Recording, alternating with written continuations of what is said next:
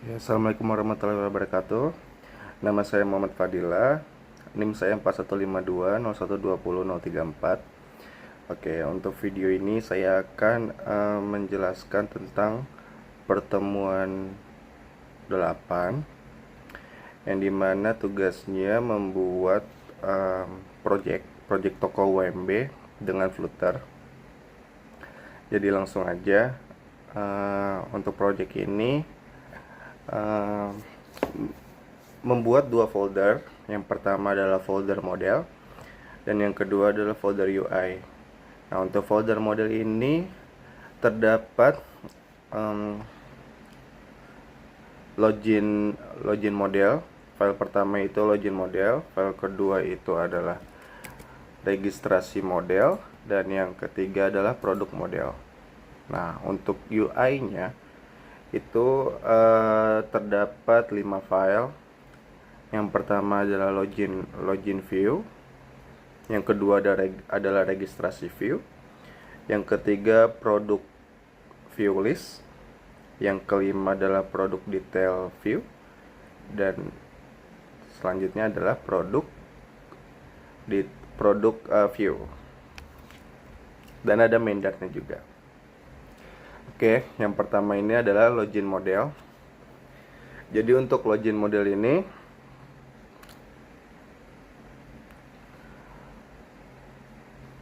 jadi kelas yang digunakan ini untuk merepresentasikan data yang didapatkan dari proses login user.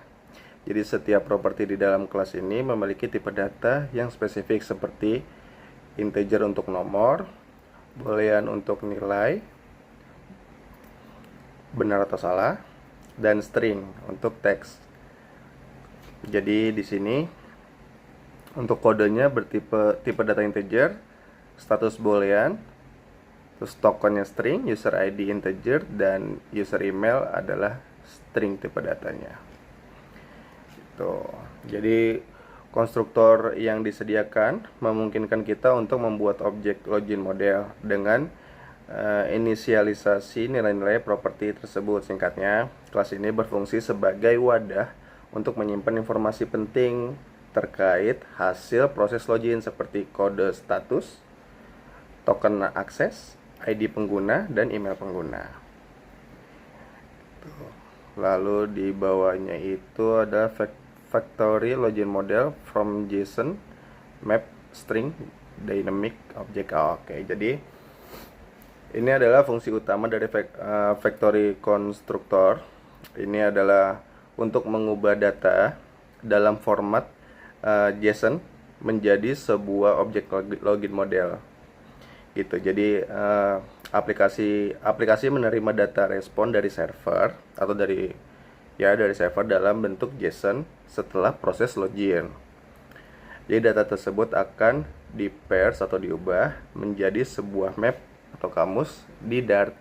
Kemudian factory constructor ini akan mengambil data-data yang relevan dari map tersebut dan mengisi properti-properti dalam objek login model gitu. Jadi dengan kata lain, factory constructor ini bertindak sebagai jembatan antara data JSON yang diterima dari server dan representasi data dalam bentuk objek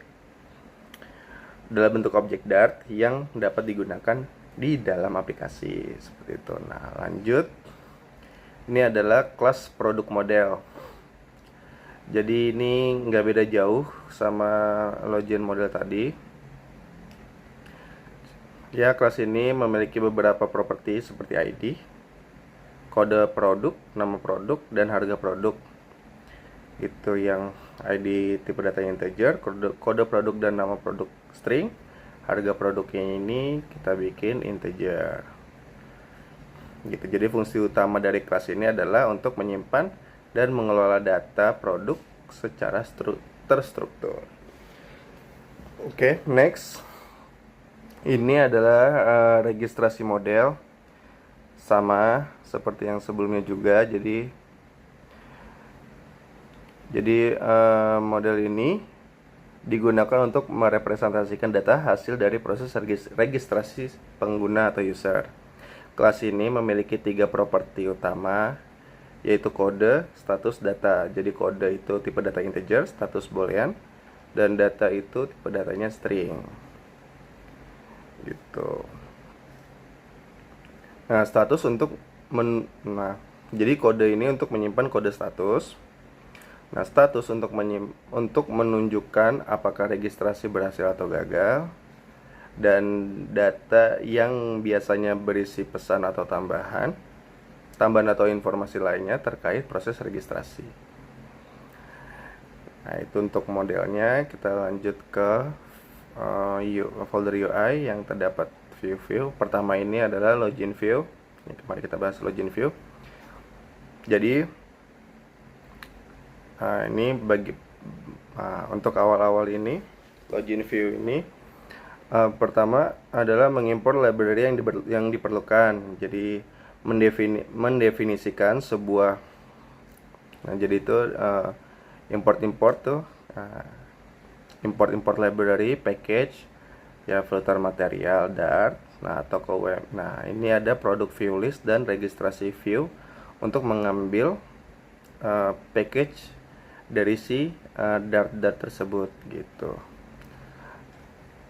Nah, lalu di bawahnya ini, ini mendefinisikan sebuah stateful widget bernama login view, dan juga state-nya yaitu login view state. Jadi di dalam login view state terdapat beberapa variabel yang penting seperti form key untuk mengelola formulir, isLoading untuk melacak status loading, serta email textbox controller dan password textbox controller ini mengontrol input teks email dan password.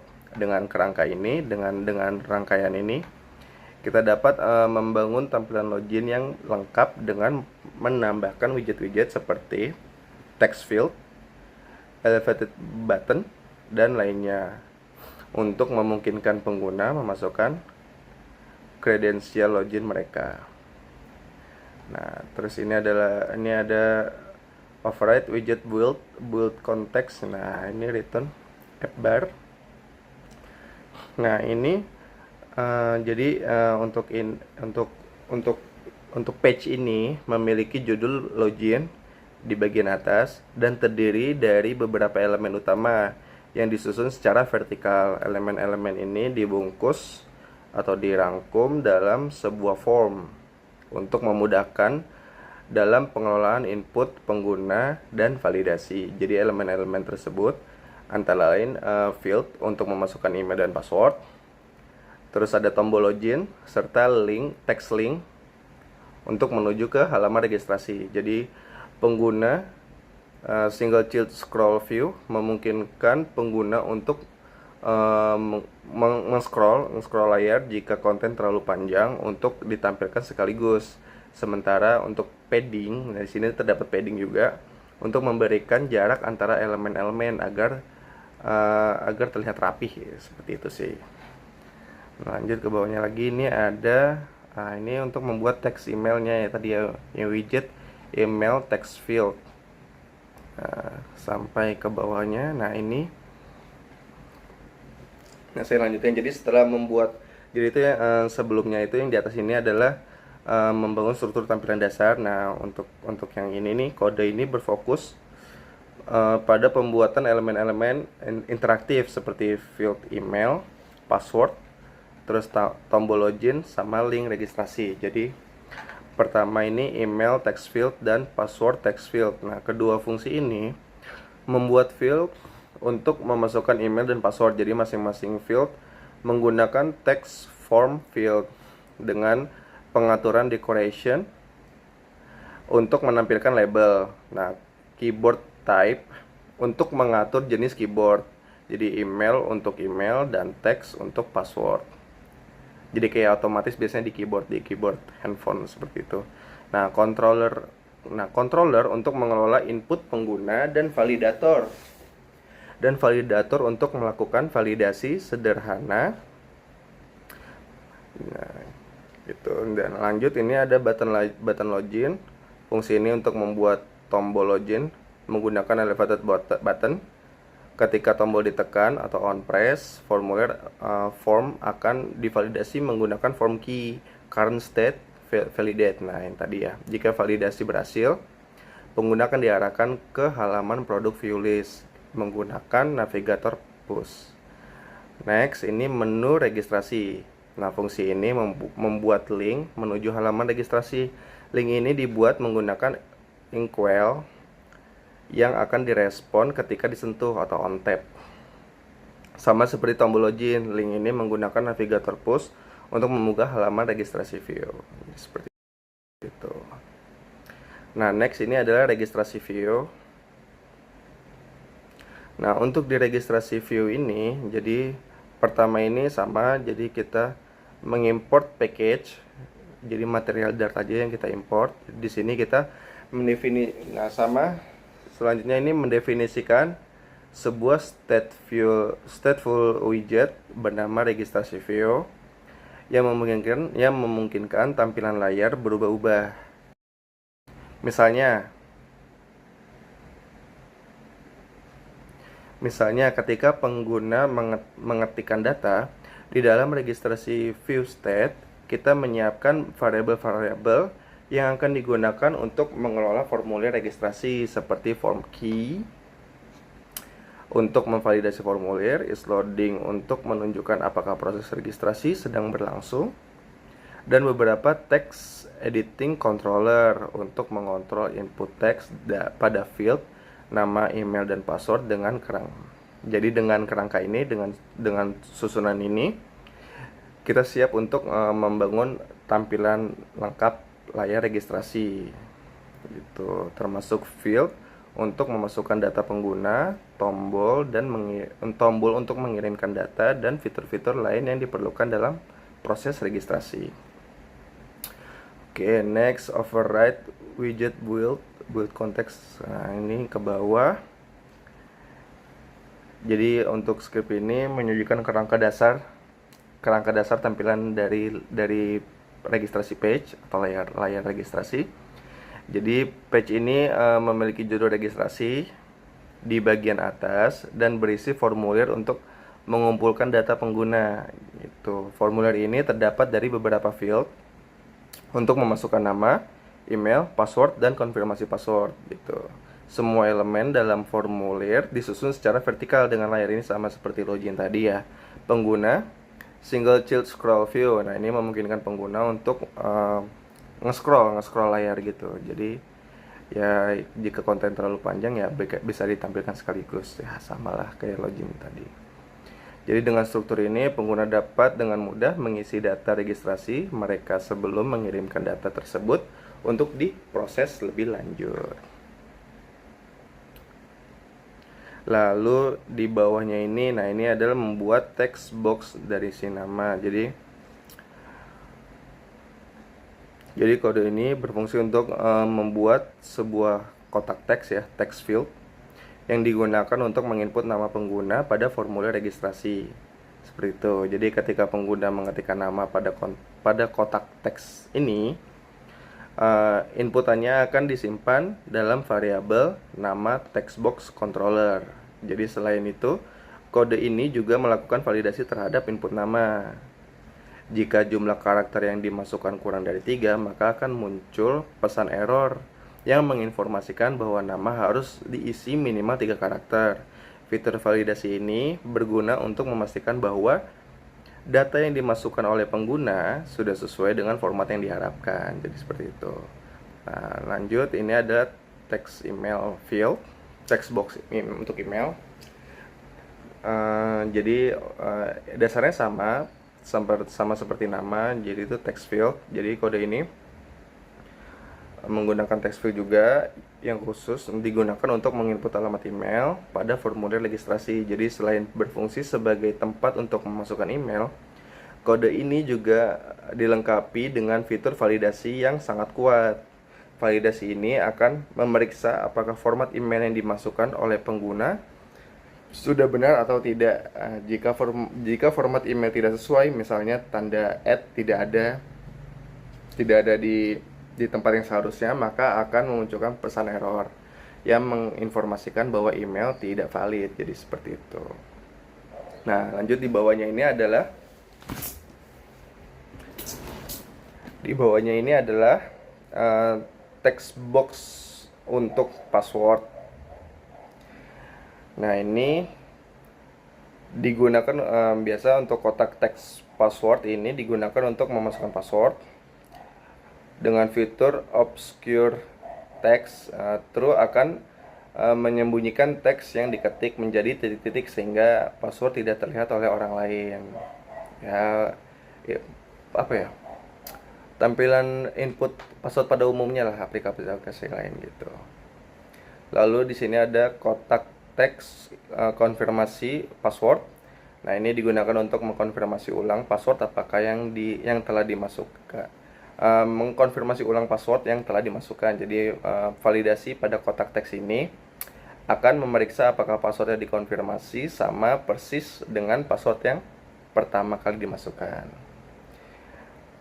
Tuh, nah next ini adalah tombol. Jadi tombol button registrasi. Jadi ketika pengguna menekan tombol ini, sistem akan memeriksa apakah semua data yang dimasukkan pada formulir registrasi sudah valid atau belum. Itu sih. Oke, next. Tadi registrasi view, sekarang produk view list. Nah, untuk produk view list ini import package-nya lumayan banyak, hampir semua file kita ambil ya untuk dipakai. Jadi kode ini pertama adalah mengimpor beberapa library yang penting tadi seperti material dan produk model, Dart dan lain-lainnya sesuai sama yang ada di atas ini. Nah, secara garis besar untuk ini tuh kode ini tuh mendefinisikan sebuah widget produk view list yang akan menjadi dasar untuk menampilkan daftar produk di dalam aplikasi. Jadi widget ini akan mengatur tampilan dan perilaku dari bagian daftar produk dalam aplikasi tersebut. Nah, lanjut ada kelas produk view list state. Nah, ini ke bawah. Jadi view yang untuk view, jadi view ini menampilkan daftar produk dalam sebuah aplikasi. Jadi penjelasannya itu kode ini merupakan bagian dari stateful widget yang bertanggung jawab untuk menampilkan daftar produk. Jadi ketika widget ini dijalankan, ia akan membangun sebuah scaffold, kerangka utama layar yang berisikan di sini itu pertama app bar. Jadi bagian atas layar yang berisi judul list produk dan sebuah icon untuk menambahkan produk baru gitu. Jadi ketika icon ini ditekan, pengguna akan diarahkan ke halaman untuk menambahkan produk. Nah, yang kedua ini ada drawer, menu samping yang dapat ditarik dari sisi layar. Menu ini berisi opsi untuk logout ya gitu ya. Jadi di sini tuh baru ada fitur logout untuk di drawernya. Jadi ketika opsi logout ditekan, pengguna akan diarahkan ke halaman login. Jadi kembali lagi dan sesi pengguna akan diakhiri. Lalu selanjutnya adalah body. Jadi bagian utama layar yang menampilkan daftar produk dalam bentuk list. Nah, ini terdapat di body ya. Setiap item dalam list merepresentasikan satu produk dan berisi informasi seperti nama produk, harga, dan sebagainya. Gitu. Next, ini ada kelas item produk extend stateless widget. Nah, untuk kode ini mendefinisikan sebuah widget yang bernama item produk. Widget ini bertanggung jawab untuk menampilkan satu item produk dalam daftar produk. Ketika widget ini dibangun, ia akan menampilkan sebuah card atau sebuah kartu yang berisi informasi tentang produk tersebut. Jadi ketika pengguna mengklik kartu ini, aplikasi akan diarahkan ke halaman detail produk yang menampilkan informasi lebih lengkap tentang produk yang dipilih. Seperti itu. Nah, next ini adalah produk detail view. Nah, ini produk detail view ya. Jadi pertama ini sama kita mengimport package atau library dari material dan produk modelnya serta produk view gitu. Jadi widget ini next ini ada kelas produk detail view extend stateful widget. Nah, ini sama seperti yang sebelum-sebelumnya juga. Saya jelaskan, widget ini menerima data produk melalui parameter produk yang bertipe produk model. Jadi data ini akan digunakan untuk menampilkan informasi detail produk seperti nama, harga, dan lain-lain pada page-nya. Jadi pada page ini gitu. Ketika widget ini dibangun, ini akan mengambil data produk yang telah diberikan dan menampilkannya dalam bentuk tampilan yang sesuai.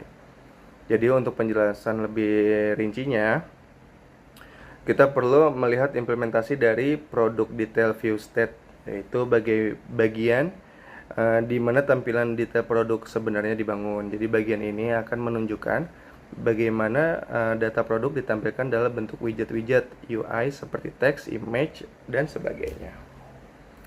Lalu ini kelas produk detail view state extend state produk detail view override. Nah, ini ke bawah kode ini merupakan bagian dari widget produk detail view yang berfungsi untuk menampilkan produk secara lengkap gitu. Nah, di sini ada F bar, jadi bagian di atas layar berjudul detail produk. Nah, untuk bodinya, bagian utama layar yang berisi informasi detail produk seperti kode produk, nama produk, dan harganya. Informasi ini diambil dari objek produk model, jadi import library yang tadi ya. Seperti itu. Nah, next ini ada widget tombol hapus edit. Nah, untuk ini kode ini mendefinisikan dua fungsi yang digunakan untuk menampilkan tombol edit dan hapus serta mengimplementasikan konfirmasi penghapusan data produk gitu jika ingin produk ini dihapus. Jadi fungsi dari underscore tombol hapus edit ini membangun sebuah baris yang berisi dua tombol. Jadi baris kiri kanan berarti untuk tombolnya ini, tombol edit dan tombol view, tombol hapus. Ketika tombol edit ditekan, pengguna akan diarahkan ke halaman edit produk untuk mengubah data dari si produk yang kita pilih.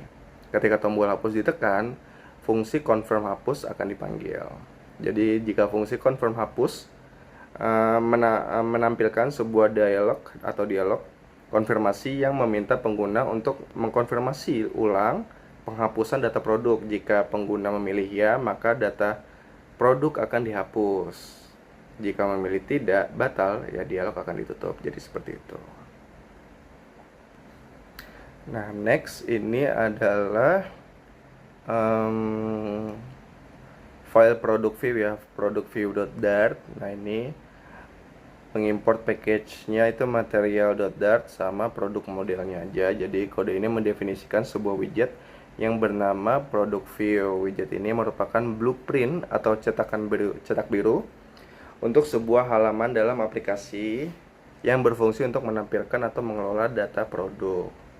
Jadi widget ini bersifat fleksibel karena dapat menerima data produk melalui parameter produk. Seperti itu. Jadi fungsi utama dari widget ini sebagai wadah untuk menampilkan atau mengedit informasi produk tergantung pada implementasi yang ada di dalam kelas produk view state. Nah, ini untuk produk view state-nya. Jadi untuk produk state-nya, jadi kode ini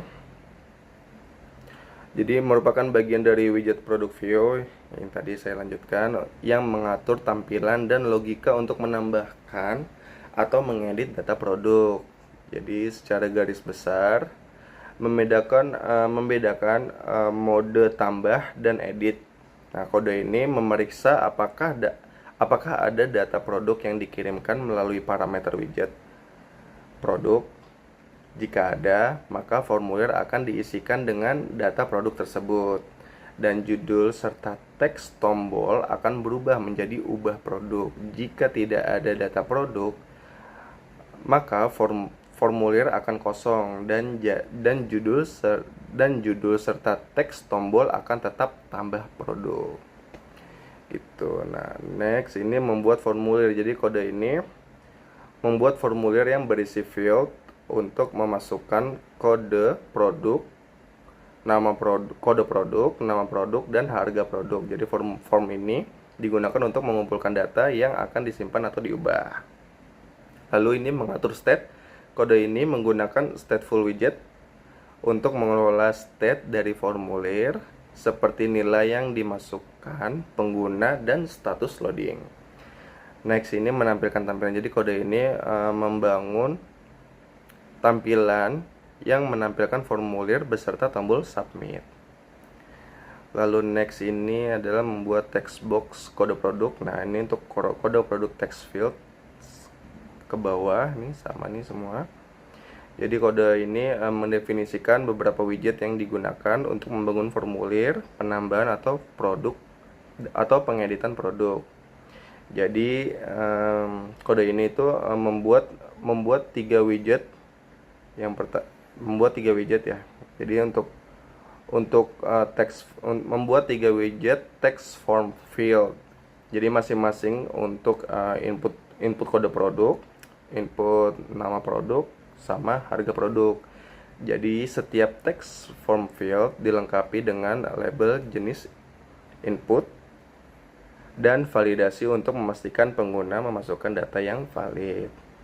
Lalu ada membuat widget outline button. Nah, tombol ini digunakan untuk menyimpan atau mengubah data produk. Jadi ketika ditekan tombolnya, formulir akan divalidasi. Jika valid, data produk akan dikirim ke server untuk disimpan atau diperbarui. Seperti itu. Nah, lalu yang terakhir ini adalah main Dart-nya. Jadi main Dart-nya ini kita ambil package atau library dari material.dart sama login view untuk tampilan awalnya. Jadi kode awal ini untuk pembuatan aplikasi Flutter bernama toko UMB. Jadi ini mendefinisikan titik masuk dan struktur dasar aplikasi. Jadi fungsi main memanggil fungsi build dari kelas myApp yang tidak memiliki state atau stateless. Jadi fungsi build kemudian membangun keseluruhan aplikasi menggunakan widget material app. Widget ini memiliki properti penting seperti title untuk judul aplikasi dan tema untuk mengatur warna dominan aplikasi. Ini yang tertera di scriptnya ya. Codingannya yang terakhir ini properti home menentukan halaman awal yang akan dilihat pengguna atau user saat menggunakan aplikasi. Di dalam kasus ini halaman tersebut adalah login view. Secara keseluruhan kode ini menjadi fondasi yang menentukan tampilan awal dan perilaku dasar dari aplikasi toko UMB. Nah, lanjut ini stateful widgetnya. Jadi halaman ini diberi nama My Homepage dan memiliki judul yang dapat disesuaikan titelnya. Jadi titelnya itu tergantung sama yang tadi kita bikin untuk di view-nya seperti itu. Nah, next ketika pengguna, nah ini untuk ini tuh ketika pengguna menekan tombol floating action button atau FAB dengan icon tambah atau icon add, fungsi dari increment counter akan dipanggil. Nah, fungsi ini akan memperbarui nilai internal counter dan memicu fungsi set state untuk memberitahu framework Flutter bahwa tampilan perlu diperbaharui. Nah, tampilan ini terdiri dari teks yang memberikan pengguna tentang jumlah klik pada tombol FAB dan angka yang menunjukkan jumlah klik tersebut. Nah, jadi itu adalah penjelasan dasar dari codingan-codingan yang telah dibikin, strukturnya juga yang telah dibikin. Oke, paling sekian dari saya untuk penjelasan ini. Kurang lebihnya mohon maaf. Assalamualaikum warahmatullahi wabarakatuh.